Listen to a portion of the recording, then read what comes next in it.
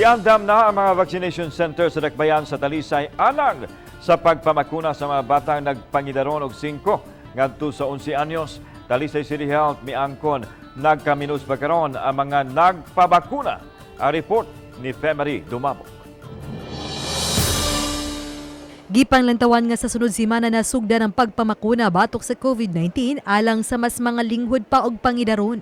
Tentative nga schedule maong Pebrero 4. Bato ni Dr. Ray Cesar Bautista sa Talisay City Health Office nga kung susama lang ang guidelines sa pagpamakuna sa 12 to 17 years old, wala na'y problema diha sa ilang vaccination centers.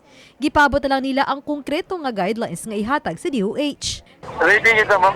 Depende sa guidelines kung na-special needs ang vaccination sa children, we will have to comply with that. So at the moment, we can be ready for anything. Karong Lunes, magtagbo ang mga doktor sa Talisay City Health Office o bani Talisay City Mayor Samsam Gulyas alang sa kalambuan sa pagpamakuna. Samtang giangko ni Bautista nga mas nagkaminos gyud ang mga nagpabakuna karon.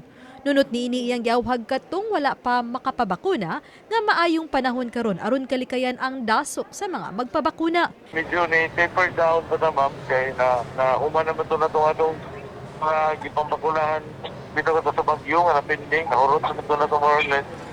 But we are still receiving ma'am. Medyo nihinay gamay lagi kayo. But we could mas maigi na ito mas budaghan pa. Kapi na sa 80% sa populasyon sa Talisay City ang nabakunahan sa first dose ug kapi na sa 70% ang mga fully vaccinated. Uban ni Philip Patricio Grod Prado. Ako si Femery Dumabok. Balitang Bisdak.